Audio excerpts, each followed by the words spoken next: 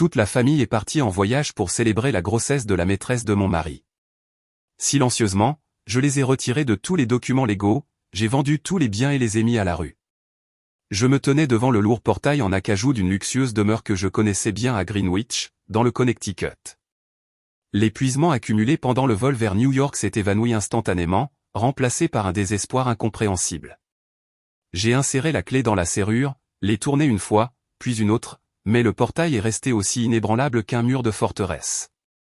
Convaincu que je ne pouvais pas m'être trompé, j'ai réessayé, mais le résultat fut le même. La porte était verrouillée de l'intérieur. Une vague anxiété a commencé à s'infiltrer dans mon esprit. J'étais rentré un jour plus tôt exprès pour surprendre mon mari, Jason. Au cours de cette année de mariage, ces surprises romantiques étaient devenues de plus en plus rares, mais je voulais raviver la flamme entre nous. Cependant, la première surprise de la journée semblait être pour moi.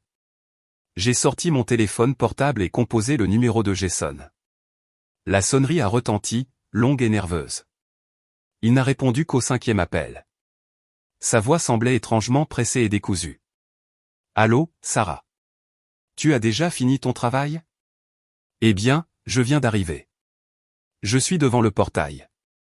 Pourquoi est-il verrouillé de l'intérieur ? » J'ai essayé de garder ma voix aussi calme que possible. Il y a eu un silence de plusieurs secondes à l'autre bout du fil. Au loin, je pouvais entendre le murmure des vagues et une musique assourdissante. Jason n'était dans aucune salle de réunion. Mon cœur a commencé à battre à un rythme irrégulier. Je suis dans une réunion très importante avec un partenaire. Je ne rentrerai probablement pas avant tard ce soir. Prends un taxi et va passer la nuit chez tes parents. D'accord, je viendrai te voir demain sans faute. Sa voix était imprégnée de mensonges. Chaque mot qu'il prononçait était une aiguille poignardant ma confiance.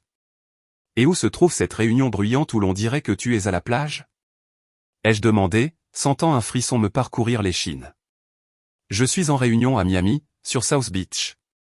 Ah, mon patron m'appelle. Je dois raccrocher. Je t'appelle ce soir. Je t'aime. Il a raccroché précipitamment, sans me laisser le temps de poser d'autres questions. Je t'aime. Comme ces deux mots sonnaient creux et nauséabonds dans ma tête. Je les avais entendus des milliers de fois au cours des 7 dernières années, mais jamais ils ne m'avaient rendu aussi malade qu'aujourd'hui. Impuissante, j'ai traîné ma valise vers l'entrée de la résidence privée. J'étais sur le point d'appeler un taxi pour aller chez mes parents quand Mike, le gardien de sécurité qui faisait sa ronde, m'a vu et m'a salué chaleureusement. « Eh bien, Madame Miller, vous êtes de retour de voyage. Vous avez l'air en pleine forme. »« Bonjour, Mike. »« Oui, je viens d'arriver. » J'ai forcé un sourire. « Dites, Mike, y a-t-il eu quelqu'un chez moi aujourd'hui par hasard ? » Je pensais être parti avec la famille. Le gardien m'a regardé avec de grands yeux, surpris. Hier matin, j'ai vu Monsieur Miller emmener Madame et le reste de la famille à l'aéroport. Ils m'ont dit très fièrement qu'ils allaient tous à Martha's Vineyard pour une semaine afin de célébrer une bonne nouvelle. Il y avait aussi une jeune fille, très belle. D'après eux, c'était la fiancée de Jason et il y avait une grande nouvelle, une grossesse, alors ils allaient tous ensemble pour fêter ça. Monsieur Miller était aux anges. Il allait enfin avoir un petit-fils. Je leur ai présenté mes félicitations. Chaque mot du gardien était un coup de marteau sur ma tête. Bonne nouvelle, fiancée, grossesse, Martha's Vineyard, toute la belle famille. Mon esprit est devenu un tourbillon d'informations chaotiques et terribles. Le rideau de mensonges, soigneusement tissé par mon mari et sa famille, venait d'être impitoyablement déchiré par un tiers qui ne savait rien. Je ne me souviens pas comment j'ai dit au revoir au gardien. Quand j'ai repris mes esprits, j'étais de retour devant ce portail en bois avec une détermination terrible dans les yeux. Je devais entrer dans cette maison. J'avais besoin de connaître la vérité. J'ai appelé un serrurier. Ma voix était si froide et résolue que même moi, j'en ai été surprise. La douleur et la trahison se condensaient lentement en une force obscure, prête à tout détruire. La tempête en moi ne faisait que commencer. Le serrurier, après avoir lutté pendant près de 20 minutes, a essuyé la sueur de son front, a encaissé son paiement et s'est empressé de partir comme s'il avait perçu l'air suffocant qui m'oppressait. Un lourd cliquetis métallique a annoncé que la serrure avait cédé. J'ai poussé doucement la porte et suis entré dans la maison que j'avais toujours fièrement appelée mon foyer. Le parfum des gardénias coûteux que ma belle-mère plaçait chaque semaine m'a frappé le nez. Mais aujourd'hui, même ce parfum me donnait la nausée.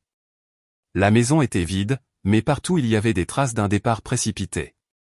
Des coussins de travers sur le canapé, un verre d'eau à moitié bu sur la table. Mon cœur battait la chamade alors que je m'approchais du mur où étaient accrochées les photos de famille, et là, je me suis figé. Entre notre photo de mariage et celle de nos voyages en famille des dernières années, un nouveau cadre avait été placé à l'endroit le plus visible. Sur la photo, toute la belle famille souriait radieusement à l'aéroport. Mon beau-père, Robert Miller, ma belle-mère, mon beau-frère, Daniel, sa femme, et Jason. Il était au centre, une main sur l'épaule de sa mère et l'autre enroulée autour de la taille d'une jeune femme inconnue. La femme arborait un sourire triomphant et une robe fine laissait clairement voir son ventre rebondi. Il ressemblait à une famille parfaite, heureuse, authentique. Et moi, l'épouse légale, n'était plus qu'une spectatrice superflue, un inconvénient. Un frisson m'a parcouru l'échine.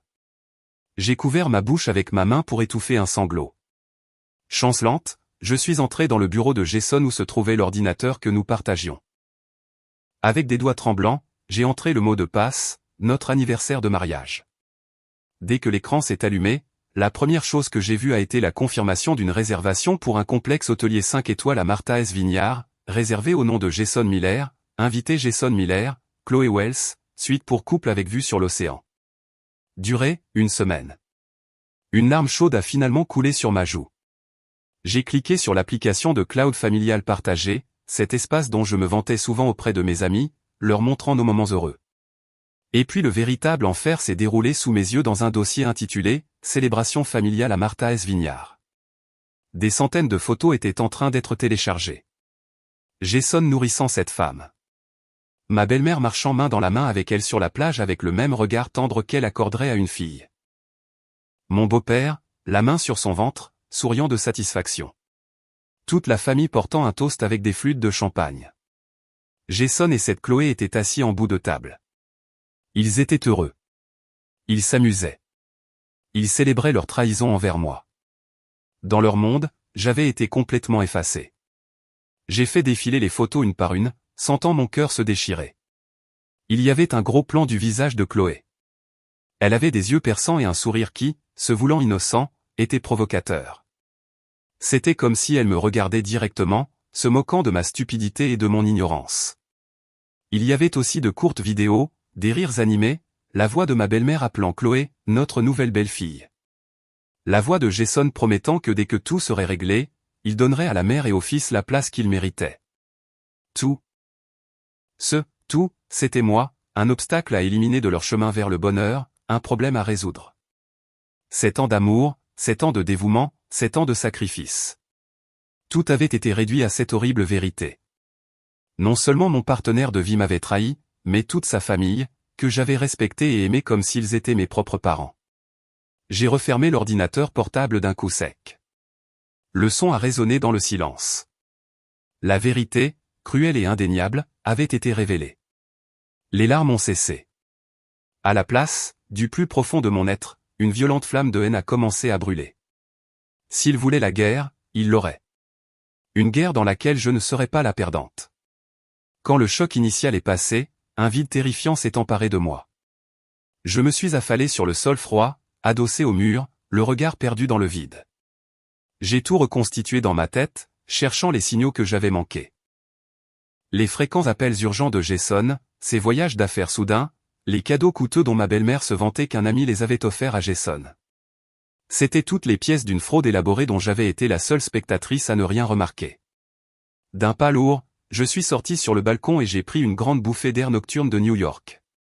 Les lumières de la ville scintillaient au loin, mais pour moi, tout était gris-cendre. À ce moment-là, j'ai vu ma voisine de la demeure d'en face promener son chien. En me voyant, elle m'a fait un signe de la main. « Sarah, tu es de retour. Je pensais que tu étais partie avec la famille. » J'ai à peine réussi à esquisser un sourire forcé. Oui, j'ai dû revenir plus tôt pour le travail. La femme s'est approchée et, d'un air concerné, a baissé la voix. « Sarah, ne sois pas fâchée de ce que je vais te dire.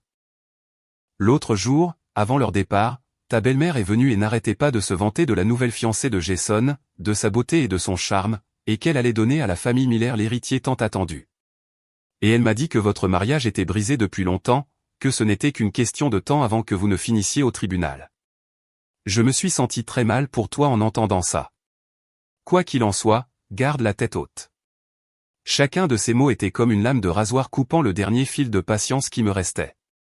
Le vase avait débordé. Non seulement il m'avait trompé dans mon dos, mais il m'avait publiquement dénigré et humilié. La femme que j'avais tant respectée, ma belle-mère, avait proclamé que notre mariage était terminé alors que je m'épuisais au travail pour ce que je pensais être ma famille. J'ai remercié machinalement ma voisine et suis rentré. La douleur avait disparu et le cœur brisé n'existait plus. Seule la raison, froide comme la glace, demeurait.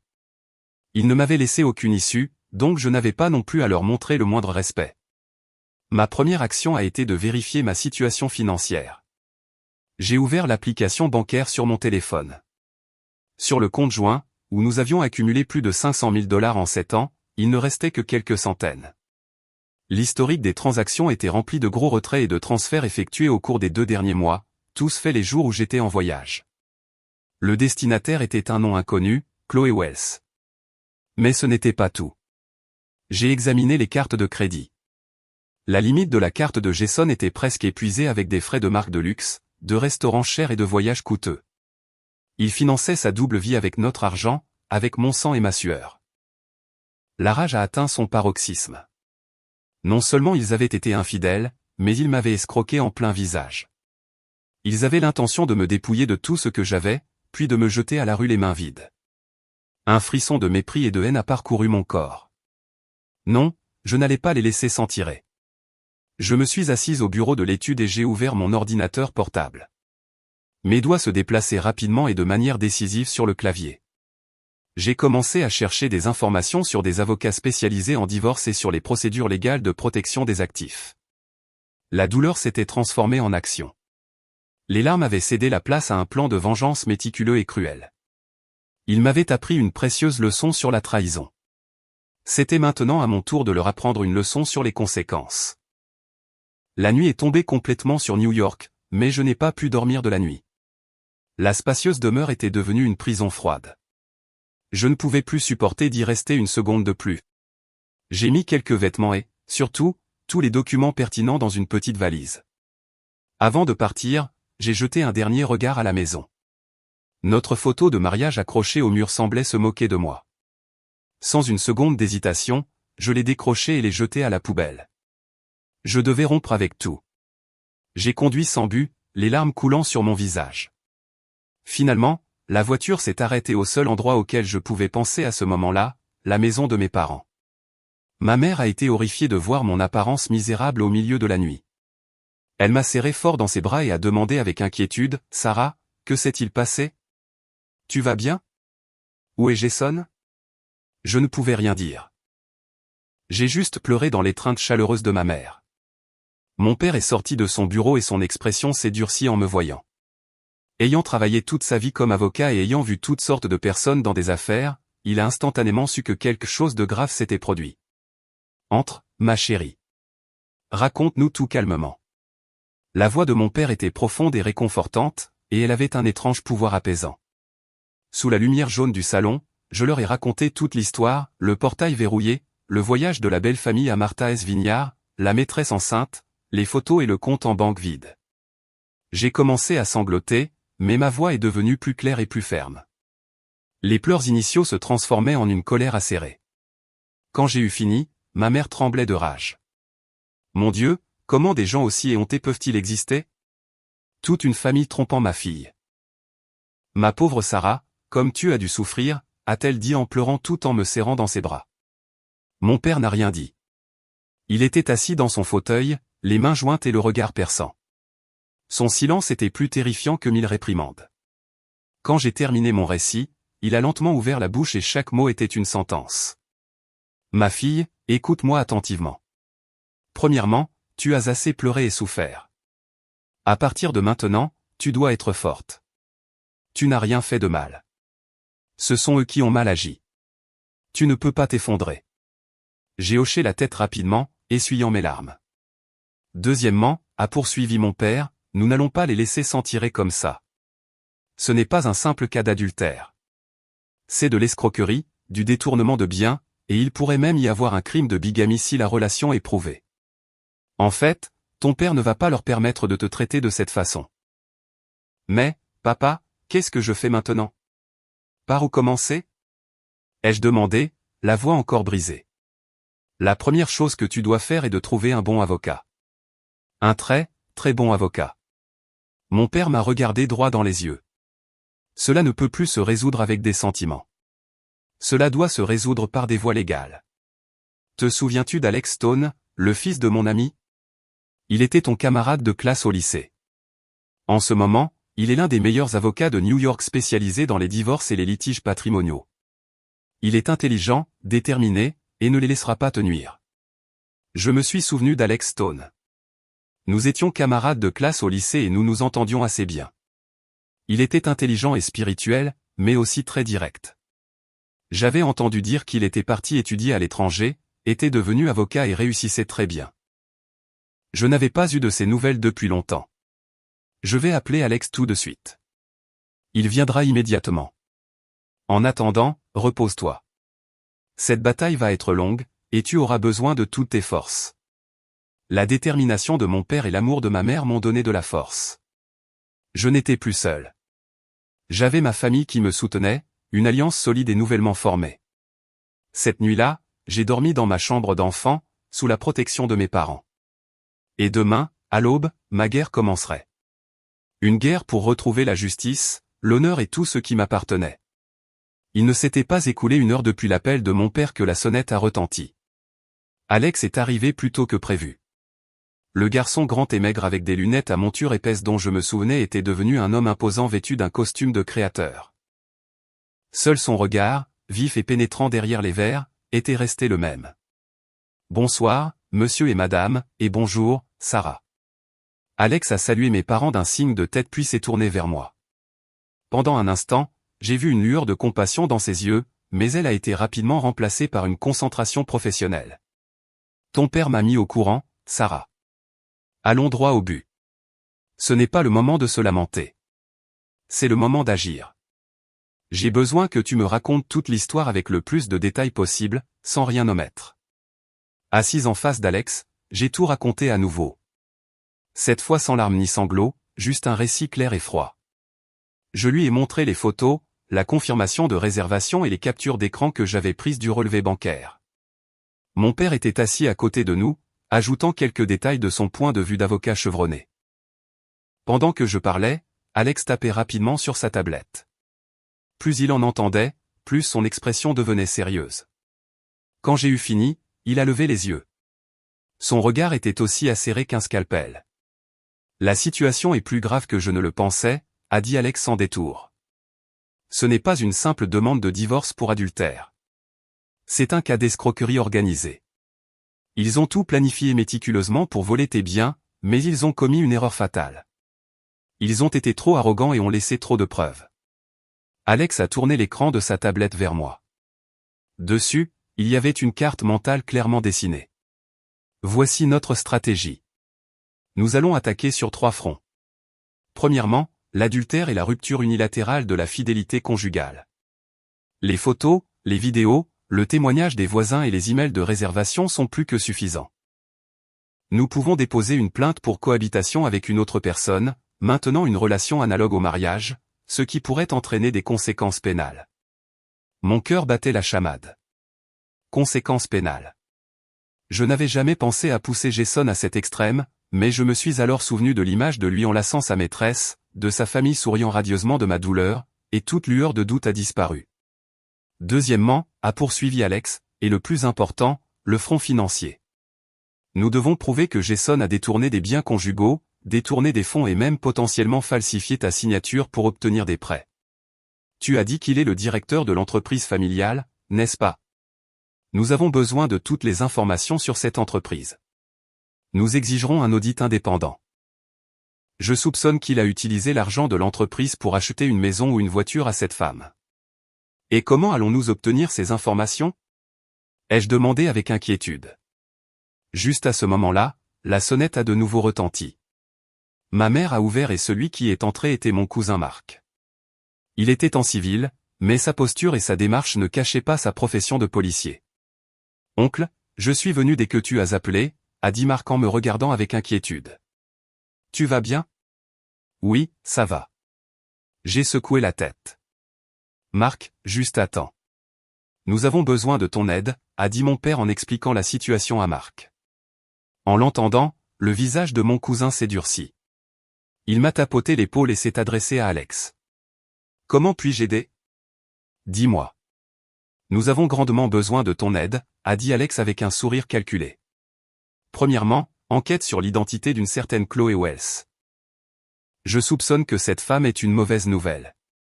Deuxièmement, vérifie toutes les transactions immobilières et de véhicules au nom de Jason Miller ou de cette femme au cours des 2 dernières années. Et troisièmement, si possible, fais fuiter quelques informations à un employé du service comptable de l'entreprise Miller. » Marc a hoché la tête sans hésitation. « Compris. C'est une affaire de famille. Tu auras les informations préliminaires dans 24 heures. Les infidélités de Jason Miller n'ont même pas besoin d'enquête. Il a toujours eu la réputation d'être un coureur de jupons. Seule ma cousine Sarah, la pauvre, ne l'avait pas remarqué. Les mots de mon cousin ont été un autre poignard dans mon cœur, mais un poignard nécessaire pour me faire réagir. Et la troisième attaque, a conclu Alex, est le coup psychologique. Nous agirons rapidement et par surprise, sans leur laisser le temps de réagir. Pendant qu'ils s'amusent à Martha's Vineyard, nous allons leur tendre un piège parfait à New York. À leur retour, il ne leur restera plus rien. Cette nuit-là, la lumière du salon de mes parents est restée allumée jusqu'aux petites heures. C'était devenu un centre de commandement des opérations. Mon père, un avocat expérimenté, était le conseiller stratégique. Alex, le commandant en chef, planifiant chaque mouvement avec précision. Mon cousin Marc, l'équipe de reconnaissance recueillant des informations, et moi, la victime en deuil, était devenue l'arme secrète de cette guerre. Le feu de la haine qui brûlait en moi n'était plus destiné à me consumer, mais à éclairer le chemin de la contre-attaque qui s'annonçait. Le lendemain matin, alors que je passais en revue des documents avec Alex et mon père, mon téléphone a sonné. C'était Jason. J'ai senti mon cœur faire un bond et une vague de nausée m'envahir. J'ai regardé Alex pour de l'aide. Il m'a fait signe de me calmer et m'a chuchoté à l'oreille, « Réponds. Joue la comédie. Tu es la femme inquiète. Ne soulève pas le moindre soupçon. Si tu peux pleurer, c'est encore mieux. Fais durer l'appel et mets-le sur haut-parleur. » J'ai pris une profonde inspiration, contrôlant mes émotions. J'ai fait glisser mon doigt pour répondre et j'ai utilisé une voix délibérément tremblante. « Allô, chérie, mon amour. Tu dormais ? Je suis désolé. J'étais si occupé hier que je n'ai pas pu te rappeler. » La voix de Jason à l'autre bout du fil était toujours douce, parfaitement hypocrite. « Ce n'est pas grave, » j'ai commencé à sangloter. « J'étais inquiète pour toi. Tu n'es pas épuisé avec toutes ces réunions ? S'il te plaît, prends soin de toi. » Alex m'a fait un pouce levé, indiquant que je m'en sortais très bien. « Ça va. Ne t'inquiète pas. J'ai presque fini. Je pense que je pourrai être avec toi dans quelques jours. » Il a menti sans ciller. « Tu es chez tes parents, n'est-ce pas ? » ?»« Oui, je suis là. J'avais peur d'être seul à la maison. » J'ai continué ma performance, ajoutant une touche de fragilité et de dépendance, comme je le faisais souvent avec lui. « Dis, chérie, j'ai vérifié notre compte joint hier et je pense qu'il y a un problème. Beaucoup d'argent est parti. Je suis inquiète. » J'ai lancé l'appât. Il y a eu un silence de plusieurs secondes. Je pouvais imaginer son visage paniqué. Ah, c'est de l'argent que j'ai utilisé pour un gros investissement. Je voulais te faire une surprise à mon retour. Ne t'inquiète pas, il reviendra bientôt doublé ou triplé. Ma femme n'a à s'inquiéter de rien. Quel soulagement. Je pensais qu'il s'était passé quelque chose de grave. Bon, travaille bien. Je ne te dérangerai plus. Je t'aime. Dès que j'ai raccroché, j'ai senti toutes mes forces m'abandonner, comme si j'avais mené une bataille, faisant semblant devant l'homme qui m'avait trahi, disant « Je t'aime » à celui que je haïssais au plus profond de moi. La sensation était pire que la torture. Parfait. Alex m'a tapoté l'épaule. Il a commencé à mentir pour couvrir le problème d'argent. Ça prouve qu'il a quelque chose à cacher. Il pensera que tu lui fais toujours aveuglément confiance. C'est notre avantage. Il baissera sa garde. Mon père a hoché la tête. Maintenant, le plus important est que tu retournes dans cette demeure, à son ordinateur personnel, au papier dans son coffre-fort. Les preuves les plus importantes seront là. Mais comment vais-je y aller? Je ne veux pas être seul là-bas. La simple pensée de retourner dans cet endroit plein de mensonges me donnait des frissons. Tu n'iras pas seul, a dit Alex fermement. Je t'accompagnerai. Nous irons en qualité d'avocat et de cliente pour récupérer des biens personnels et des documents liés à la demande de divorce. C'est parfaitement légal. De plus, j'ai engagé un expert. Il copiera toutes les données de l'ordinateur de Jason, même les fichiers supprimés. Rien ne lui échappera. Le plan a été rapidement élaboré. Le même après-midi, Alex et moi retournerions sur les lieux du crime. Je devrais affronter à nouveau les souvenirs et la douleur de cet endroit. Mais cette fois, je ne serai pas seul. Je transformerai le lieu même de ma trahison en point de départ de sa chute. Ma performance parfaite ne faisait que commencer, et le rôle de l'épouse innocente et désolée continuerait jusqu'à la fin, jusqu'à ce que le rideau tombe et que les coupables paient pour leurs actes. Cet après-midi-là, je suis retourné dans cette demeure avec Alex et un expert en informatique. L'air à l'intérieur était toujours aussi froid et suffocant que la nuit précédente. Pendant que l'expert copiait les données de l'ordinateur de Jason, Alex et moi avons fouillé attentivement son bureau. Derrière un tableau, nous avons trouvé un petit coffre-fort. « Tu connais le mot de passe ?» a demandé Alex. J'ai secoué la tête, mais soudain, une combinaison de chiffres m'est venue à l'esprit. L'anniversaire de sa maîtresse. Je me suis souvenu l'avoir vu dans un document sur l'ordinateur. Je l'ai entré avec des doigts tremblants. Le coffre s'est ouvert avec un déclic.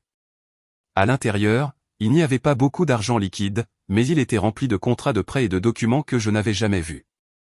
La découverte la plus terrible a été que dans les champs de l'emprunteur et du garant, mon nom était maladroitement falsifié. J'ai senti mon cœur s'arrêter. Jason ne m'avait pas seulement trompé, il avait essayé de me noyer dans des millions de dollars de dettes et de faire de moi une criminelle. Alex a soigneusement photographié tous les documents. Ça y est. C'est la preuve irréfutable, a-t-il dit, incapable de cacher son indignation. Falsifier une signature pour obtenir un prêt est un crime très clair. Cette fois, la famille Miller n'y échappera pas, nous avons tout rassemblé et sommes partis immédiatement. Nous étions à peine revenus chez mes parents et avions pris un verre d'eau que la sonnette a retenti bruyamment. Ma mère a regardé par l'interphone vidéo et son visage s'est crispé. C'est ta belle-mère. Mon père et moi nous sommes regardés, puis nous avons regardé Alex. Il a souri malicieusement, a attrapé mon téléphone, a activé l'enregistreur et l'a discrètement glissé dans la poche de mon manteau. La voilà qui arrive. Le spectacle commence. Reste calme et laisse-la parler. Plus elle parlera, plus elle fera d'erreurs. Ma mère a ouvert la porte et ma belle-mère, Madame Miller, a fait irruption dans la maison comme une tornade. Loin de son image habituelle élégante et distinguée, elle avait aujourd'hui l'air hagard et furieux. Dès qu'elle m'a vu, sans même saluer mes parents, elle a pointé son doigt sur moi. « Qu'est-ce que tu fais ici? Qui t'a donné la permission de venir ici? » Madame, c'est la maison de mes parents. Si je ne viens pas ici, où suis-je censé aller? J'ai essayé de garder ma voix calme. Tu oses encore m'appeler madame? Je n'ai jamais eu une belle-fille comme toi, a-t-elle crié. Jason m'a tout raconté, vivre à ses crochets sans lever le petit doigt, puis faire une scène par jalousie. Tu n'es pas digne de mon fils. Mon père s'est levé d'un bond, rouge de colère. Madame Miller, surveillez vos paroles. C'est ma maison, et ma fille n'est pas quelqu'un que vous pouvez insulter à volonté. Bien, bien, comme vous défendez votre petite fille, c'est moquer ma belle-mère. Eh bien, je vais vous le dire clairement. Mon Jason a trouvé quelqu'un de bien mieux. Mademoiselle Chloé est belle, charmante, et elle porte aussi l'héritier tant attendu de notre famille dans son ventre. Alors, votre fille ferait mieux de se retirer discrètement. Elle a jeté un dossier sur la table. Voici l'accord de divorce que j'ai préparé. Signe-le. Je te donne un appartement de 800 000 $ en compensation de ta jeunesse perdue. Prends ça et disparais de ma vue. Ne me force pas à recourir à des mesures plus dures. Ce petit poste de direction que tu as à la maison d'édition, je peux le faire disparaître quand je veux. J'ai regardé l'accord de divorce de pacotille et le visage effronté de la femme que j'avais autrefois respectée. L'indignation m'est montée à la gorge, mais je me suis souvenu des paroles d'Alex. J'ai pris une profonde inspiration, les regardé dans les yeux et j'ai dit d'une voix claire et froide, « Madame, avez-vous fini de parler? Si oui, vous pouvez partir. Je ne signerai pas ce document, je n'accepterai aucun bien, et quant au divorce, nous nous verrons au tribunal. » Quoi? Son expression était un pur choc. Elle n'aurait jamais imaginé que sa belle-fille, toujours docile et soumise, oserait lui parler sur ce ton. Alors qu'elle se préparait à crier et à m'insulter à nouveau, Alex est sorti de la pièce. Dans sa main, il tenait son téléphone avec l'écran de l'enregistreur allumé. « Madame Miller, bonjour. Je suis Alex Stone, l'avocat de Sarah. Toutes les conversations, menaces et coercitions que vous avez proférées depuis votre entrée dans cette maison ont été enregistrées. Elles constitueront des preuves très intéressantes lors du procès. Merci beaucoup d'avoir pris la peine de venir ici et de nous apporter ce cadeau. » Le visage de ma belle-mère est passé du rouge au blanc. Elle a balbutié, pointant son doigt vers nous, et est sortie en titubant, non sans avoir craché une série d'insultes. La porte a claqué. Je me suis effondré sur la chaise, tremblant de la tête aux pieds. Alex a arrêté l'enregistrement et m'a souri. Les preuves sont venues à nous sur leurs deux pieds. La prochaine étape est de nous présenter à la future Madame Miller. Cette nuit-là, mon cousin Mark a envoyé à Alex un dossier épais. Les informations sur Chloé Wells étaient révélatrices. Elle avait 24 ans, venait d'une petite ville de province et avait abandonné ses études très tôt pour venir à New York. Son parcours professionnel était vague, mais son historique amoureux était très frappant. Elle était spécialisée dans les rencontres avec des hommes riches, mariés et d'âge moyen. Jason n'était pas sa première victime et probablement pas sa dernière. Une croqueuse de diamants professionnelle, comme le soupçonnait Alex. Plus important encore, Mark avait découvert l'adresse du luxueux appartement que Jason avait acheté à Chloé, un penthouse dans le quartier exclusif de l'Upper East Side, au nom de Chloé Wells. Cependant, tous les paiements avaient été effectués depuis le compte de l'entreprise Miller sous le concept de « dépenses de projet ». Détournement de fonds et abus de biens sociaux. Un crime de plus à la liste, a dit Alex en tapotant ses doigts sur le dossier. « Sarah, veux-tu aller la voir? Je pense que ce serait bien que tu y ailles toi-même. Nous avons besoin de plus de preuves qu'ils cohabitent comme s'ils étaient mariés. » Honnêtement, je ne voulais pas y aller. Je ne voulais pas affronter la personne qui avait détruit ma famille, mais ma raison me disait que je devais le faire. Je devais briser complètement la dernière faible illusion qu'il me restait pour transformer la douleur en force absolue. Je devais le voir de mes propres yeux. J'irai, ai-je dit fermement. Le lendemain, j'ai conduit seul jusqu'à cette adresse. Alex attendait dans un café voisin, prêt à intervenir si nécessaire. Je me suis arrêté devant la porte du penthouse au 7e étage et j'ai pris une profonde inspiration pour me ressaisir, mais ce que j'ai vu coller à la porte a brisé tout mon sang-froid. C'était une petite plaque en bois avec les mots « La famille Miller » gravés dessus. Ils n'essayaient même pas de se cacher. Ils vivaient ouvertement comme un couple marié, construisant leur nouveau foyer sur les ruines du mien. Mon sang a bouilli de rage. J'ai sonné à la porte, fort et de manière décisive. Quelques secondes plus tard, la porte s'est ouverte. Chloé Wells, dans une chemise de nuit en soie qui révélait sa grossesse, une main sur la hanche. Elle m'a toisé de haut en bas, et son expression est devenue méprisante. Elle était plus belle que sur les photos, d'une beauté vive et calculatrice. « Oui, qui cherchez-vous » Sa voix était froide et sèche. « Je suis Sarah, la femme de Jason Miller, ai-je dit, en insistant sur chaque mot. » Chloé a éclaté de rire. « Ah, alors vous êtes la femme. J'ai beaucoup entendu parler de vous. Que faites-vous ici ? Jason n'est pas là. Il est occupé à préparer le voyage en famille pour son fils et moi. Je ne suis pas venu le chercher. Je suis venu vous chercher. Moi. » Chloé a haussé un sourcil. « Et pourquoi ? Pour me tirer les cheveux ? Oh, madame, dans quel siècle vivez-vous ? Vous devriez vous en prendre à vous-même de ne pas savoir comment garder votre mari. Pensez-vous vraiment qu'une femme plus âgée qui ne peut pas avoir d'enfant peut se comparer à moi ? » Chacun de ces mots était comme une épingle s'enfonçant dans ma chair. Mais je ne me suis pas mis en colère. J'ai fixé son ventre, puis ses yeux, et j'ai souri froidement. Je ne suis pas venu vous tirer les cheveux. Je suis venu vous donner quelques nouvelles. La première est que Jason Miller et moi sommes toujours légalement mariés. Votre cohabitation publique avec lui peut constituer un crime. Cette plaque famille Miller sera une excellente preuve. L'expression arrogante de Chloé s'est légèrement crispée. La deuxième, ai-je continué, est que cet appartement a été acheté avec de l'argent détourné de l'entreprise. Bientôt, les autorités viendront le perquisitionner. En tant que titulaire du titre, je ne pense pas que vous puissiez éviter d'être impliqué. Mais qu'est-ce que vous racontez comme bêtise? Chloé a commencé à bégayer. Sa confiance initiale avait disparu. Et la troisième et dernière chose que je veux vous dire, je me suis approché et j'ai baissé la voix pour que nous seuls puissions entendre. Pensez-vous que cet enfant que vous portez dans votre ventre est votre laissez-passer? Ne soyez pas si naïf de croire qu'il fera de vous Madame Miller. Pour moi, il ne signifie rien. Mais quand la famille Miller découvrira la vérité sur cet enfant, eh bien, nous verrons s'il est toujours leur héritier tant attendu. Alors, profitez de ce qu'il vous reste, future Madame Miller. Sur ce, je me suis retourné. Je n'ai pas regardé en arrière. Je l'ai entendu crier quelque chose derrière moi, mais je m'en fichais. J'avais planté la graine du doute dans son esprit. J'avais fissuré sa confiance et son arrogance.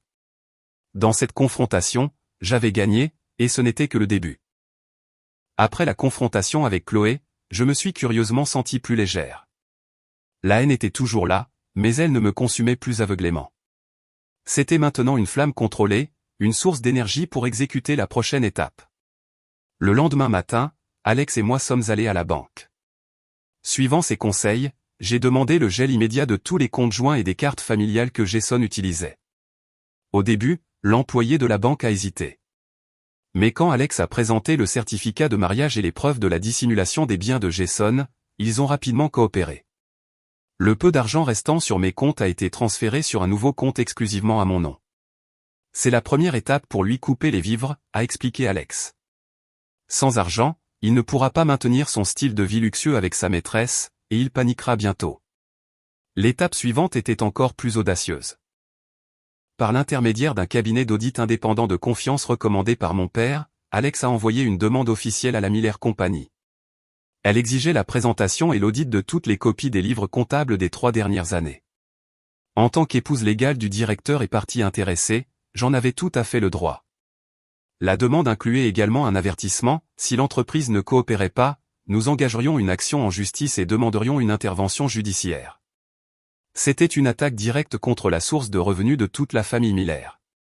Comme Alex l'avait prédit, les résultats ne se sont pas fait attendre. Cet après-midi-là, alors que j'étais à la maison d'édition pour régler mes problèmes en suspens, mon téléphone n'a cessé de sonner. C'était Jason. Je l'ai laissé sonner longtemps puis j'ai répondu en feignant la somnolence. Allô, Sarah. Tu dormais? Oui, j'étais un peu fatigué et j'ai fait une sieste. Qu'est-ce qui ne va pas, chérie? J'ai bâillé exprès. Sarah, il s'est passé quelque chose de grave. La voix de Jason n'avait plus cette douceur hypocrite. Il était dans un état de panique authentique. Mes cartes, toutes mes cartes sont bloquées. Je ne peux pas retirer d'argent ni payer quoi que ce soit. Vérifie si ton compte va bien. Comme c'est étrange. J'ai faim la surprise. Laisse-moi vérifier.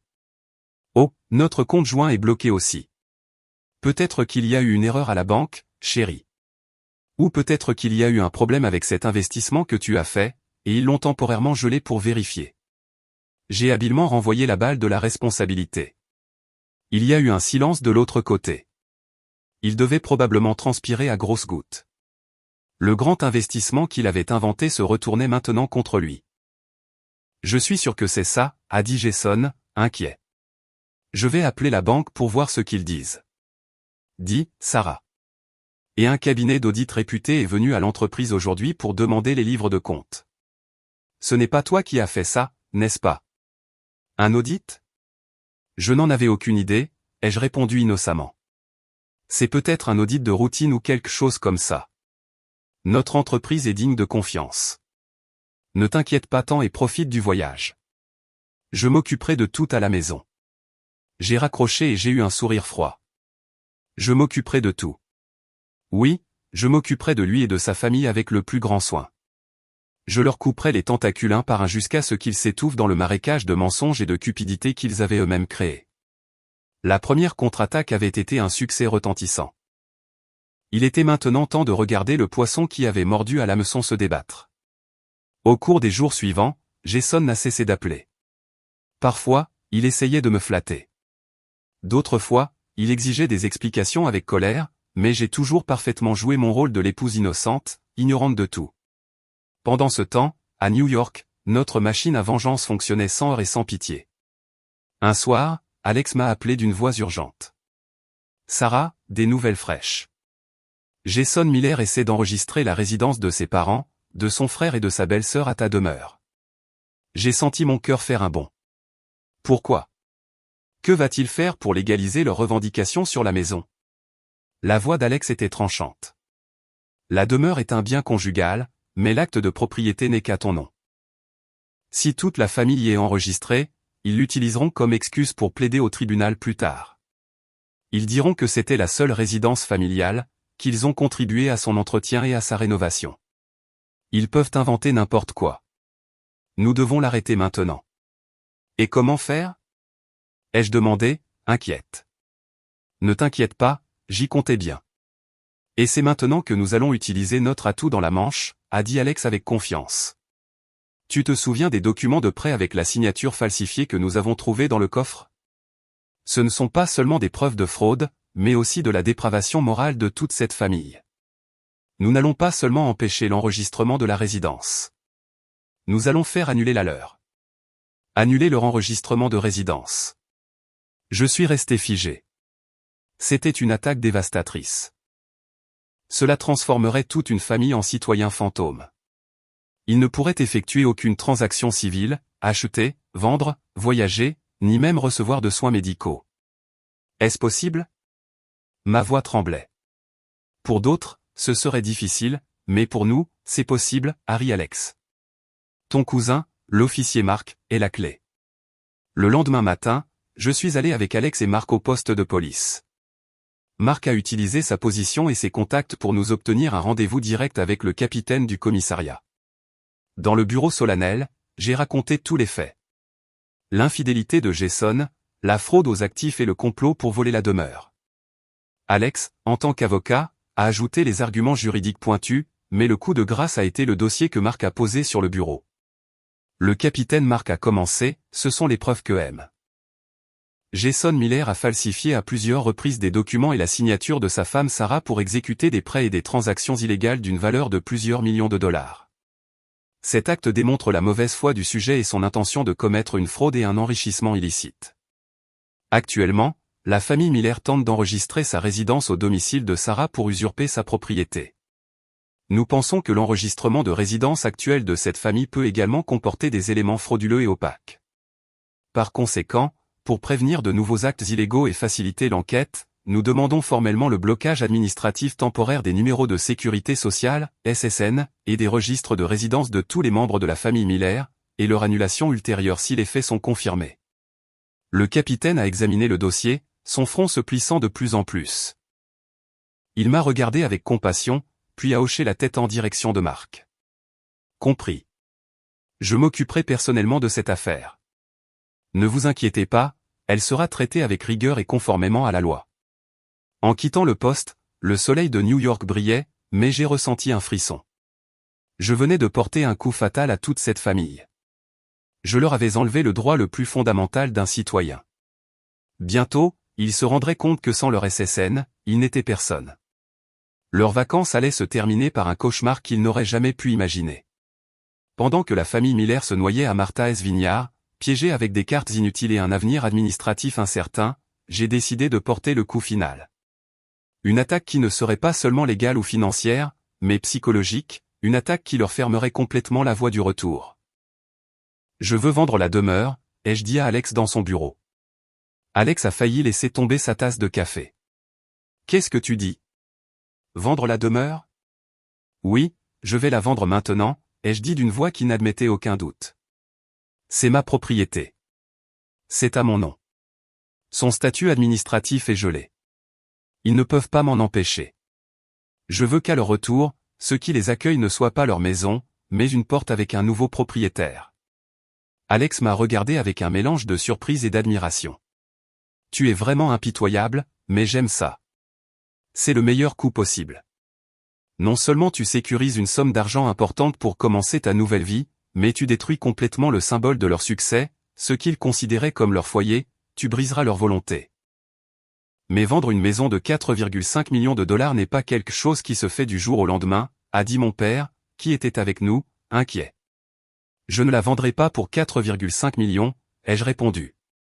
Je la vendrai pour 4,2 millions et à la condition de conclure la vente en une semaine. Il y a des gens riches qui ont un besoin urgent d'une maison et qui ne regarderont pas à la dépense. Je veux le faire rapidement, sans leur laisser le temps de réagir. Le plan a été mis en action immédiatement. Grâce au contact d'Alex et de mon père, la nouvelle qu'une luxueuse demeure légalement impeccable était en vente à un prix d'aubaine s'est répandue dans le secteur immobilier. Comme prévu, en l'espace de 2 jours, un cadre du commerce international nous a contactés. Il avait un besoin urgent d'une résidence de prestige pour recevoir ses partenaires étrangers, et l'emplacement imbattable de la demeure et son prix irrésistible l'ont convaincu. Une semaine plus tard, j'étais assise dans le bureau du notaire en train de signer le contrat de vente. En écrivant mon nom sur le papier, un mélange d'émotions m'a submergé. C'était l'endroit où j'avais construit de beaux souvenirs et rêvé d'une famille heureuse. Mais c'était aussi là que la trahison avait germé et grandi. Maintenant, de mes propres mains, je l'effaçais. Il n'y avait aucun regret. Seulement la légèreté de quelqu'un qui s'est débarrassé d'un grand poids. 4,2 millions de dollars. Une énorme somme d'argent a été déposée sur les comptes sécurisés qu'Alex avait arrangés. J'avais complètement coupé leur voie de retour. Désormais, la famille Miller n'avait pas seulement perdu de l'argent et son honneur, mais aussi une maison où retourner. Officiellement, ils étaient sans abri. Que ressentiraient-ils lorsque, épuisés, ils reviendraient de l'aéroport et trouveraient un nouveau propriétaire à leur porte? Le sentiment de s'être tout fait arracher. Le même sentiment qu'ils m'avaient donné. Mon plan de vengeance se déroulait parfaitement, encore mieux que ce que j'avais espéré.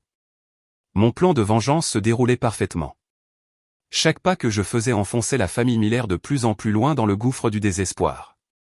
Je devrais me sentir exaltée, satisfaite, mais étrangement, ces derniers temps, mon corps se sentait de plus en plus épuisé. Chaque matin, je me réveillais avec des nausées soudaines. Je n'avais pas d'appétit et me sentais constamment fatigué, voulant passer la journée au lit. Au début, j'ai pensé que c'était simplement dû au stress excessif, que cette guerre drainait mon corps et mon esprit. Ma mère, me voyant de plus en plus pâle et mince, ne pouvait pas rester tranquille. « Sarah, pourquoi ne fais-tu pas un bilan de santé complet ? Je ne peux pas être tranquille comme ça. Je t'accompagne. » Pour la rassurer, je suis allé dans une clinique privée. Après une prise de sang et plusieurs examens, j'ai attendu nerveusement dans la salle d'attente. Une demi-heure plus tard, une infirmière a appelé mon nom. Une médecin de l'âge de ma mère m'a regardé gentiment, a vérifié les résultats sur son ordinateur, puis a souri. « Félicitations, vous n'avez rien à craindre. Au contraire, vous avez une bonne nouvelle. » J'ai senti mes oreilles bourdonner. « Une bonne nouvelle ? Que voulez-vous dire ? » « Vous êtes enceinte, a dit la médecin en souriant toujours. D'environ 5 semaines, le sac gestationnel est bien implanté dans l'utérus. Le bébé grandit en bonne santé. En raison de votre constitution, il semble que les nausées soient un peu plus intenses. Je vais vous prescrire quelques vitamines et vous donner quelques conseils diététiques. Enceinte. Ces 2 mots ont résonné dans mes oreilles comme un coup de tonnerre. J'étais tellement sous le choc que je ne pouvais articuler un mot. Ma mère, à côté de moi, est passée de la surprise à la joie, puis à un regard inquiet en me regardant. Je n'entendais plus rien de ce que disait la médecin. Dans mon esprit, seul le mot « grossesse » résonnait. Une petite vie grandissait en moi. Une vie qui était le fruit de ce mariage frauduleux. C'était mon fils, mais c'était aussi le fils de Jason. Tout mon plan de vengeance, ma haine, ma détermination d'acier, je sentais tout cela s'effondrer en un instant. Que devais-je faire de cet enfant ?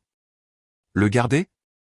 Préserver la lignée de celui qui m'avait trahi et piétiné et devoir m'en souvenir chaque jour en regardant cet enfant ? Mais si j'interrompais la grossesse, un frisson a parcouru mon corps. C'était mon fils, mon sang et ma chair. Je ne pouvais pas être aussi cruel. J'ai quitté la clinique comme un automate. Ma main serrait inconsciemment l'échographie avec un petit point noir, un point minuscule, mais avec le poids de 1000 tonnes qui changeait tout. Ma guerre était devenue beaucoup plus complexe que je ne l'avais jamais imaginé. Je ne me battais plus seulement pour moi-même. Maintenant, je devais décider du sort d'une vie innocente. Le chemin à parcourir était soudainement devenu plus incertain et plus sombre que jamais. Les jours qui ont suivi la nouvelle de ma grossesse ont été les pires. Je me suis enfermé dans ma chambre, ne voulant voir personne, pas même mes parents. Le conflit intérieur me déchirait. D'un côté, mon instinct maternel émergeait, voulant protéger cette petite vie dans mon ventre. De l'autre, ma raison me criait que cet enfant était une erreur, le lien avec une connexion avec la famille Miller qui ne se briserait jamais. Mon plan de vengeance approchait de son apogée, mais l'apparition de cet enfant me faisait douter. Que devais-je faire ? Alors que je me noyais dans mon propre gouffre de désespoir, j'ai reçu un appel d'un numéro inconnu. Je ne voulais pas répondre. Je l'ai ignoré. Mais le numéro a insisté encore et encore. Finalement, excédé, j'ai répondu, prête à expédier quiconque c'était avec 4 cris. Allô, qui est-ce ? Êtes-vous Madame Sarah, la femme de Jason Miller ? De l'autre côté, une voix de femme âgée, profonde et quelque peu rauque. Oui, c'est moi. Qui êtes-vous ? Ai-je demandé sur la défensive. Je m'appelle Julia. Julia Miller. Je suis la tante paternelle de Jason. Je suis resté figé. La tante de Jason. Personne dans la famille Miller ne m'avait jamais parlé d'elle. Autant que je sache, mon beau-père, Robert, était fils unique. Comme si elle avait lu dans mes pensées, la femme a continué. Vous devez être surprise. Mon frère, c'est-à-dire votre beau-père, Monsieur Miller, a rompu les relations avec moi il y a plus de 20 ans. Il préfère que personne ne sache que j'existe. Et pourquoi m'appelez-vous ? Je ne lui faisais toujours pas confiance. J'ai observé vos mouvements ces derniers jours, a dit Julia. Je suis au courant de l'infidélité de Jason. Je sais que toute sa famille vous a trompé. Vous avez très bien fait. Le gel des comptes, l'annulation de la résidence, la vente de la maison. Vous avez été très déterminé. Vous me rappelez moi-même quand j'étais jeune. Il y avait un puits d'amertume dans sa voix. Je vous appelle parce que je veux vous aider. On dit que l'ennemi de mon ennemi est mon ami, et vous et moi avons un ennemi commun, la famille de mon frère. Et pourquoi devrais-je vous faire confiance ? Je ne vous demande pas de me faire confiance tout de suite. Rencontrons-nous d'abord, a-t-elle dit. J'ai quelque chose de très intéressant à vous montrer. Quelque chose qui empêchera la famille Miller de jamais relever la tête. Je vous attends ce soir à 20h dans un café appelé The Corner Bistro sur Park Avenue. Sur ce, elle a raccroché. Je suis resté là, stupéfaite. Mon esprit était en plein chaos. Une tante paternelle avec qui il n'avait pas parlé depuis 20 ans apparaissait soudainement pour m'aider dans ma vengeance. C'était trop étrange, mais dans cette situation, je n'avais rien à perdre. J'ai décidé d'aller la voir. À 20h précises, je suis arrivé au Corner Bistro, un petit endroit caché dans une rue calme. Julia était déjà assise à une table au fond. Elle avait l'air d'avoir environ 60 ans, les cheveux gris, mais son regard était toujours vif et elle dégageait un mélange de force et d'expérience. Elle ne ressemblait en rien à mon beau-père. Dès que je me suis assise, elle est allée droit au but. Elle a posé une vieille mallette en cuir sur la table. Ici se trouvent tous les documents originaux du groupe Miller, a-t-elle dit. L'entreprise que j'ai fondée avec mon frère, mais quand elle a commencé à bien marcher, il m'a frauduleusement évincé et a gardé toutes mes actions. Ici se trouve la preuve de la façon dont il a fraudé le fisc, créé des sociétés écrans pour détourner des fonds et détourner de l'argent pour amasser la fortune qu'il a aujourd'hui. Sous le choc, j'ai parcouru les documents un par un. Chiffres, signatures, contrats frauduleux, preuves irréfutables. Rien qu'avec ça, mon beau-père pourrait passer le reste de sa vie en prison. Mais ce n'est pas le plus intéressant, a dit Julia avec un regard complexe. Elle m'a tendu un papier jauni par le temps. C'est le coup de grâce. J'ai pris le papier. C'était le résultat d'un test ADN. Sujet du test, Robert Miller, mon beau-père, et Jason Miller. Résultat, aucune relation de parenté n'existe. J'ai eu l'impression que ma tête allait exploser. Jason n'était pas le fils biologique de mon beau-père. Exactement, a dit Julia comme si elle avait lu dans mes pensées. Jason est le fruit d'un écart de ma belle-sœur, votre belle-mère, avec un vieil amant. Mon frère le savait, mais il avait besoin d'un héritier pour maintenir l'honneur de la famille. Alors, il a décidé de l'élever comme le sien. Mais au fond, il ne l'a jamais vraiment aimé, c'est pourquoi il a toujours été si strict et répressif avec lui. C'est le plus grand secret de la famille Miller, la honte qu'il a voulu enterrer toute sa vie. Maintenant, je vous le remets. La façon dont vous l'utiliserez dépend de vous. J'ai regardé alternativement la femme en face de moi et les preuves que je tenais dans ma main. La confusion concernant le bébé que je portais dans mon ventre s'est dissipée en un instant, remplacée par une détermination froide. Julia m'avait tendu l'épée la plus tranchante, et j'allais l'utiliser pour mettre fin à tout. Les vacances de la famille Miller se sont terminées en désastre. Ils ne sont pas revenus en classe à faire comme ils étaient partis, mais sur un vol low cost au milieu de la nuit après avoir dû mendier de l'argent partout. Tous leurs comptes étaient gelés et leurs cartes de crédit n'étaient que des morceaux de plastique inutiles. Ils sont revenus consumés par la colère, l'épuisement et une confusion extrême. Le premier choc est survenu lorsque le taxi s'est arrêté devant la demeure. Le familier portail en fer avait été remplacé par un plus moderne. Et pire encore, une famille inconnue emménageait ses meubles. « Qu'est-ce que c'est que ça ?» a crié mon beau-père, Robert Miller. « Qui ose entrer dans ma maison ?» Le nouveau propriétaire, le cadre, les a regardés étrangement. « Votre maison ? Je pense que vous vous trompez. C'est ma maison. Je l'ai achetée légalement et tout est à mon nom. »« Acheté à qui ?» a crié ma belle-mère, le visage pâle comme la cire. « À l'ancienne propriétaire, Madame Sarah Miller, » a répondu l'homme. Le nom de Sarah est tombé sur la famille comme un éclair. Jason s'est figé comme s'il avait perdu la raison. Cette femme avait osé vendre la maison pour couper la voie du retour à toute la famille. Humiliés, les Miller ont dû séjourner dans un motel bon marché. Le deuxième choc est survenu lorsque Robert Miller a essayé de retirer de l'argent de son compte offshore et n'a pas pu. En se rendant à la banque, il a été informé qu'en raison d'une enquête policière, les SSN de toute la famille avaient été administrativement bloqués, rendant toute transaction impossible. Sans maison, sans argent et sans leur statut de citoyen, le désespoir et la colère ont atteint leur paroxysme. Au milieu de la folie, ils ne pouvaient penser qu'à une seule personne. Moi, qui avais tout orchestré. Je dois aller trouver cette garce. Je vais la mettre en pièces, a crié ma belle-mère dans la chambre du motel. Jason, qui était sous le choc depuis des jours, était maintenant aussi consumé par la rage. Il ne pouvait pas croire que sa femme, toujours docile et soumise, ait pu faire quelque chose d'aussi atroce toute seule. Il devait y avoir quelqu'un derrière tout ça. Mais qui que ce soit, il devait aller me trouver et exiger des explications. Très bien, allons à son entreprise, a dit Jason en grinçant des dents. Nous lui demanderons clairement pourquoi elle a fait ça à notre famille, et nous lui dirons de tout annuler. Ce qu'il ne savait pas, c'est que c'était exactement ce que j'attendais. Le lendemain matin, je suis allé travailler à la maison d'édition comme d'habitude, mais aujourd'hui, j'étais préparé. Alex avait posté 2 gardes du corps en civil à proximité. Mon cousin Marc avait également alerté le commissariat local pour être prêt à intervenir dès qu'il recevrait le signal. Dans la salle de réunion de l'entreprise, un projecteur était prêt, connecté à mon ordinateur portable, et sur cet ordinateur se trouvaient toutes les preuves. J'avais tendu un piège parfait, et les papillons de nuit insensés volaient directement dans le feu. Je me suis assise dans mon bureau en sirotant une tisane à la camomille pour calmer mes nerfs. Mon esprit était complètement serein. Le rideau pour l'acte final était sur le point de se lever. J'étais la réalisatrice et les Miller, les protagonistes de la tragédie de leur vie.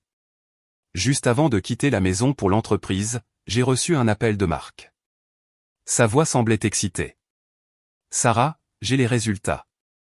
Un cadeau spécial pour le moment décisif. » « Quels résultats, cousin ?» ai-je demandé, sentant mon cœur s'accélérer. Quelques jours plus tôt, après avoir semé le doute dans l'esprit de Chloé, j'avais demandé à Marc d'obtenir des échantillons de cheveux de Jason et de son frère Daniel, ainsi qu'un morceau d'ongle que Chloé avait laissé par inadvertance dans le taxi quand elle était venue chez moi pour faire une scène. C'était une méthode peu orthodoxe, mais dans cette guerre, je ne lésinerais sur aucun moyen. Les résultats ADN. La voix de mon cousin avait un ton significatif. Je viens de recevoir le rapport du laboratoire. Assieds-toi et écoute. L'enfant que cette femme porte n'est pas celui de Jason. Je suis resté figé pendant quelques secondes. Pas celui de Jason. Alors de qui? De Daniel, a dit Marc. Un autre choc, mais cette fois-ci, ce n'était pas douloureux. Au contraire, j'ai ressenti une satisfaction étrange. Cette pièce avait un rebondissement plus digne d'un feuilleton que je ne l'avais imaginé. La maîtresse que Jason aimait tant. L'héritier que toute la famille Miller attendait avec tant d'impatience s'est avéré être le fruit de l'inceste et d'une double trahison. Le frère aîné couchait avec la maîtresse, et le frère cadet aussi. Cette famille était pourrie jusqu'à la moelle. Merci, cousin. C'est un cadeau très précieux, ai-je dit d'une voix froide. Envoie-moi le rapport tout de suite. J'ai reçu le fichier du rapport instantanément. Les lettres et les chiffres qu'il contenait étaient la condamnation à mort de la fierté de Jason et de sa famille. C'était l'arme de destruction ultime. Maintenant, j'avais tout entre mes mains, des preuves financières et des enregistrements au secret le plus intime.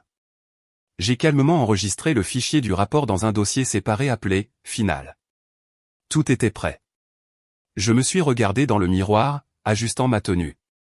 Aujourd'hui, je portais un tailleur pantalon couleur lit de vin, la couleur du pouvoir, la couleur du sang. Je me suis maquillé soigneusement pour cacher ma fatigue et ne montrer qu'une apparence froide et acérée. Je n'étais plus la victime. Aujourd'hui, j'étais la juge. En arrivant à l'entreprise, j'ai demandé au conseil d'administration et au chef de département de se réunir dans la salle de conférence pour une réunion urgente.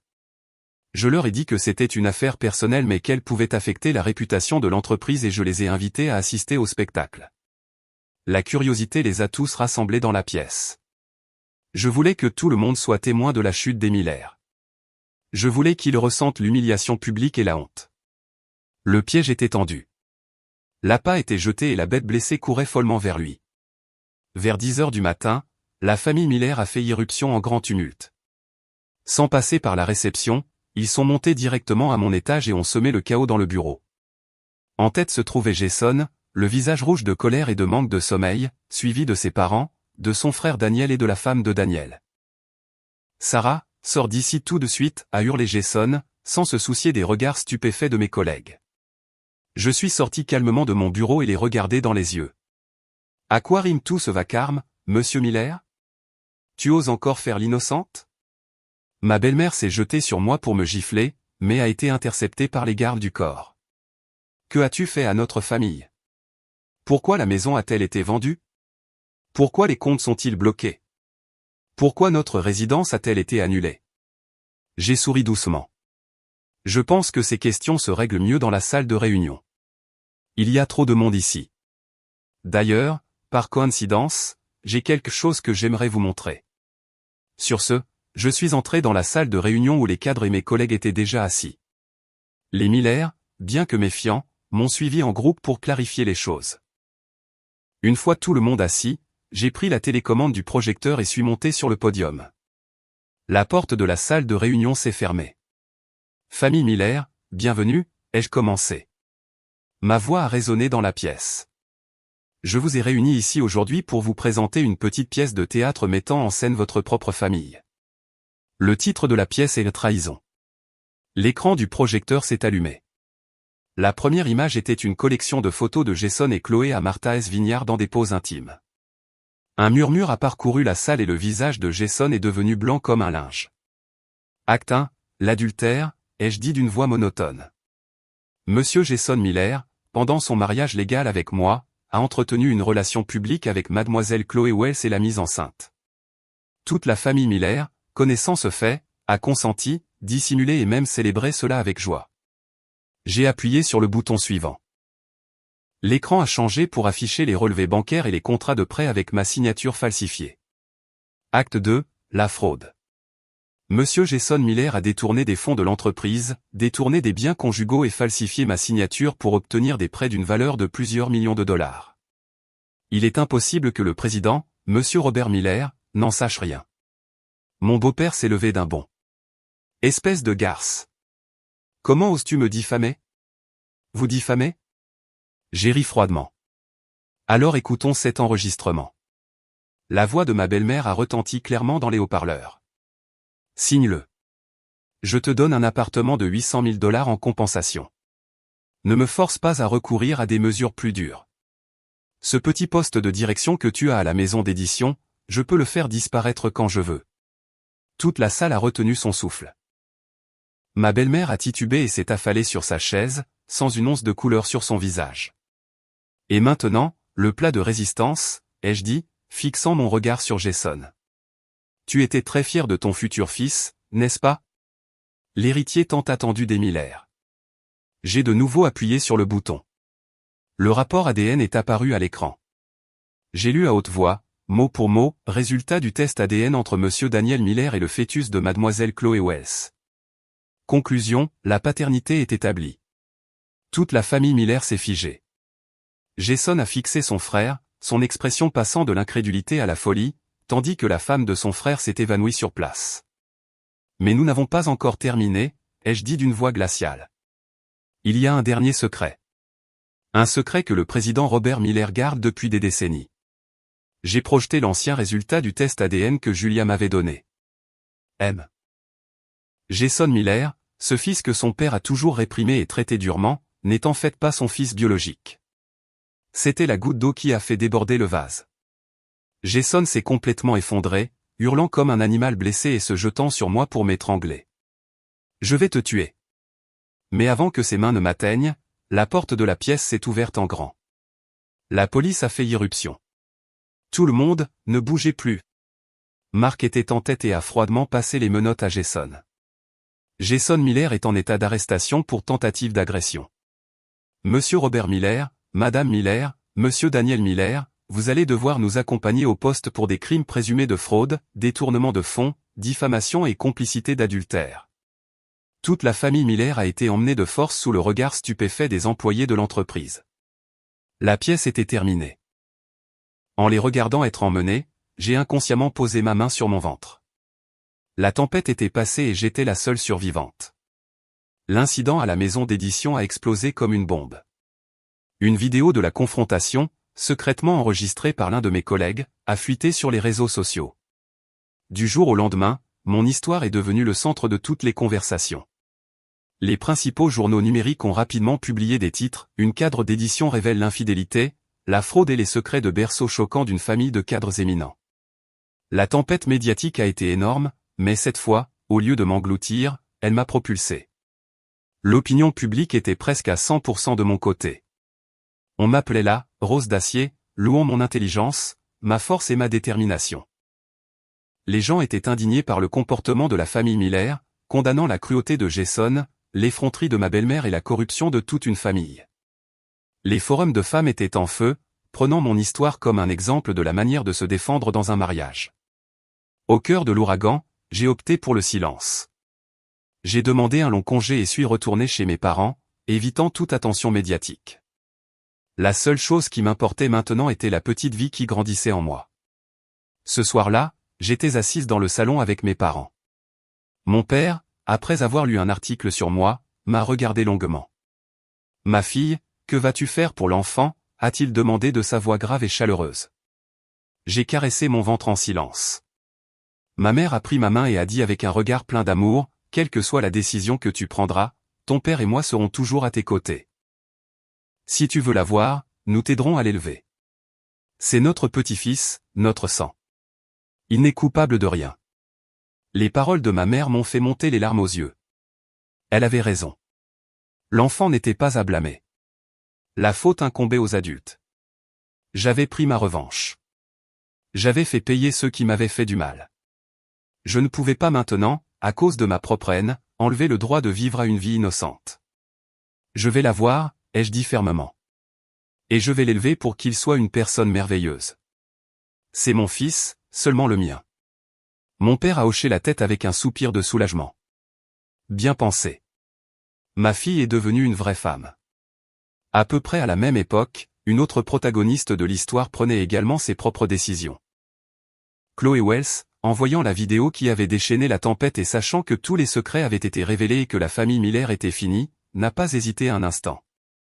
Avec l'agilité d'une escroc professionnelle, Chloé a rassemblé tout l'argent liquide qui lui restait, a fait ses valises et a disparu sans laisser de traces. Lorsque la police s'est rendue au luxueux Penthouse de l'Upper East Side, elle n'a trouvé qu'une pièce vide et la plaque « Famille Miller » jetée par terre. Elle s'était enfuie loin avec l'argent illicite et un enfant à l'avenir incertain, ne laissant que le désastre derrière elle pour ceux qui lui avaient autrefois juré allégeance. Quelques semaines plus tard, lorsque tout s'était calmé, j'ai reçu une lettre du centre de détention. C'était de Jason. Il voulait me voir. Alex m'a conseillé de ne pas y aller, mais je pensais différemment. Pour mettre un terme définitif au passé, je devais l'affronter une dernière fois. Je suis allé à la prison un après-midi nuageux. Je me suis assise dans la cabine des visiteurs, attendant, une épaisse vitre entre nous.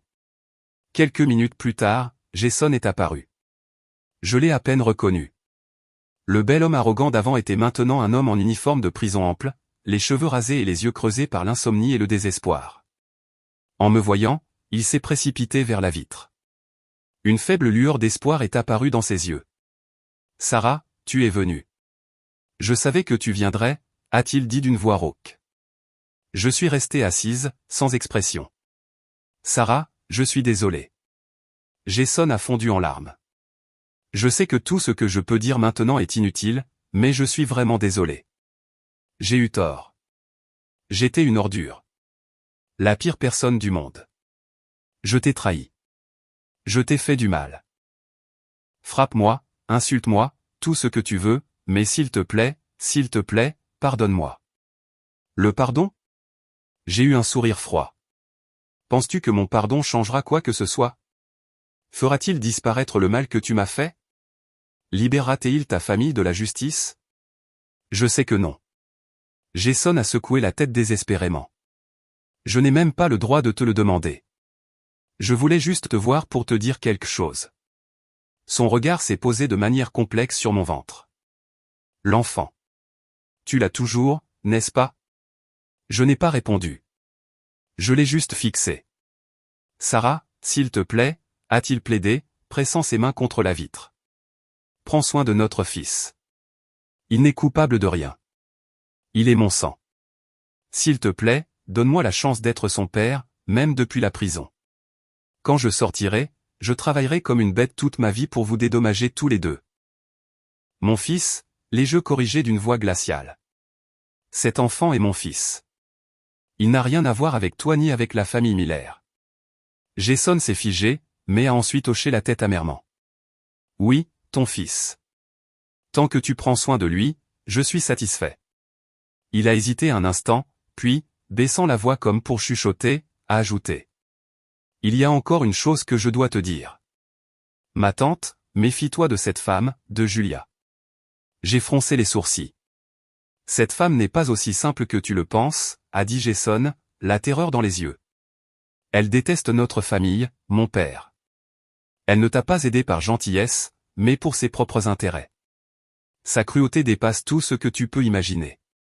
Fais attention, Sarah. Ne deviens pas sa prochaine pièce d'échec. Juste au moment où il finissait de parler, le temps de visite était écoulé. Alors que les gardes l'emmenaient, Jason n'arrêtait pas de se retourner pour me regarder, marmonnant les mots « Fais attention ». Je suis resté seul, plongé dans une mer de pensées. C'était un avertissement de quelqu'un en qui on ne pouvait pas avoir confiance, mais il avait planté une graine de doute dans mon esprit. Julia, qui était-elle vraiment? Mais j'ai immédiatement secoué la tête, chassant ses pensées. Qui qu'elle soit, quelles que soient ses intentions, ma guerre était terminée. Désormais, je ne vivrai que pour moi-même et mon fils, laissant le passé derrière moi, de l'autre côté de cette épaisse vitre. Un an plus tard, j'étais assise sur le balcon d'un petit et charmant appartement avec vue sur la plage à Charleston, en Caroline du Sud. La brise marine caressait doucement mes cheveux, apportant avec elle l'odeur du sel et un incroyable sentiment de paix. New York, avec son bruit et ses souvenirs douloureux, était resté derrière. J'avais choisi cette agréable ville côtière pour commencer une nouvelle vie. Un cri de bébé depuis la chambre m'a tiré de mes pensées. J'ai souri et suis rentré. Dans un berceau blanc, un petit ange s'agitait. Je l'ai appelé Angèle, souhaitant que sa vie soit toujours pleine de paix et de liberté. La naissance d'Angèle avait guéri toutes les blessures de mon cœur. En le voyant dormir paisiblement, en voyant son sourire insouciant, je savais que la décision de l'avoir avait été la meilleure de ma vie. Après la tempête, j'ai reconstruit ma vie avec l'argent de la vente de la demeure. J'ai économisé une partie, en ai investi une autre dans des terrains sur la côte de la Caroline du Sud et j'ai utilisé le reste pour écrire. J'ai déversé tout mon cœur, ma douleur, ma rage, ma force et mon parcours de découverte de soi dans un livre. Je l'ai intitulé « Renaître de ses cendres ». De manière inattendue, ce fut un succès retentissant. Il a touché des millions de femmes qui avaient souffert ou souffraient dans leur mariage. Renaître est devenu le best-seller de l'année et était constamment réédité. D'une cadre d'édition, je suis devenue une écrivaine célèbre et une figure inspirante du jour au lendemain. Avec les revenus des droits d'auteur et des ventes, j'ai réalisé un autre rêve. J'ai fondé une petite fondation caritative appelée « Lumière intérieure », dédiée à l'aide aux femmes vulnérables, victimes de violences domestiques et d'inégalités, leur offrant une assistance juridique, un soutien psychologique et une aide financière. La fondation grandissait de jour en jour, devenant un pilier pour de nombreuses vies brisées. Quant à la famille Miller, ils ont payé un prix très élevé. Robert Miller a été condamné à 15 ans de prison fédérale pour évasion fiscale, détournement de fonds et de nombreuses autres charges. Le groupe Miller a fait faillite et tous ses actifs ont été saisis pour payer les dettes. Jason a été condamné à 5 ans pour fraude, complicité et adultère, et tentative d'agression. Son frère Daniel a reçu une peine avec sursis. Madame Miller, après le choc, a perdu la raison. La famille autrefois splendide s'était complètement effondrée. Je ne me souciais plus d'eux. Ma vie tournait maintenant autour d'Angèle, de mes livres et de la fondation Inelight. Et dans cette simplicité, j'avais trouvé la paix et le sens de ma vie. La fondation Inelight a organisé un événement caritatif dans un complexe hôtelier côtier en Caroline du Sud. En tant que fondatrice, j'étais occupée à saluer les sponsors et les invités. Angèle, qui venait d'avoir 1 an, était dans les bras de ma mère, qui ne le quittait jamais. L'enfant était la star de l'événement. Tout le monde le choyait et le couvait du regard. En parlant avec quelques invités, j'ai entendu une voix familière derrière moi. « Sarah, c'est vraiment toi. » Je me suis retourné et j'ai vu un homme grand, au visage aimable et intellectuel, avec des lunettes, qui me souriait. Je suis resté bouche bée un instant jusqu'à ce que je le reconnaisse. « David, c'est toi. »« Oui, c'est moi. » Il a ri. « Je ne m'attendais pas à te trouver ici. J'ai lu ton livre. C'est incroyable. Et j'ai aussi entendu ton histoire. C'était très intense, admirable. » David était un ancien camarade de classe universitaire, toujours un gars timide et gentil qui m'aidait silencieusement dans mes études. Nous nous étions perdus de vue après l'obtention du diplôme. Et qui aurait cru que nous nous retrouverions ici après tout ce temps? Maintenant, il était architecte et se trouvait dans la région pour un nouveau projet de complexe hôtelier. Et en entendant parler de l'événement de la fondation, il avait décidé d'y assister. Nous avons parlé longtemps de la vie, de la façon dont nous avions changé. David était très agréable à écouter. Sa façon de regarder Angèle et moi était toujours chaleureuse et sincère. Il n'a pas fouillé dans mon passé douloureux. Il a juste écouté en silence et a sympathisé avec moi. Cette nuit-là, en couchant Angèle, j'ai reçu un message d'un numéro inconnu. C'est Jason. On dirait que je vais bientôt sortir en libération conditionnelle. Pourrais-tu m'envoyer une photo du garçon? Il me manque beaucoup. J'ai lu le message sans sourciller et l'ai supprimé en silence. Pour moi, cet homme était déjà mort. Quelques jours plus tard, David est venu nous rendre visite à la maison. Il n'a pas apporté de fleurs ni de cadeaux coûteux. Au lieu de cela, il a donné à Angèle une petite et belle maquette de maison en bois qu'il avait fabriquée lui-même. L'enfant a adoré son nouveau jouet et ne voulait pas le lâcher. David s'est assis par terre et a joué avec lui patiemment. La scène était chaleureuse et paisible. Il a levé les yeux, m'a regardé et a souri doucement. « Sarah, je sais que c'est peut-être un peu tôt, mais si ça ne te dérange pas, je pourrais venir te rendre visite souvent. » Je l'ai regardé, puis j'ai regardé Angèle, qui riait aux éclats. J'ai senti un courant chaud se frayer un chemin dans mon cœur, qui avait été gelé si longtemps. J'ai souri et j'ai hoché la tête. Un nouveau matin se levait dans la belle ville côtière. Un matin sans tempête, seulement avec la lumière dorée du soleil, le bleu de la mer et l'espoir d'un nouveau bonheur, complet et bien mérité.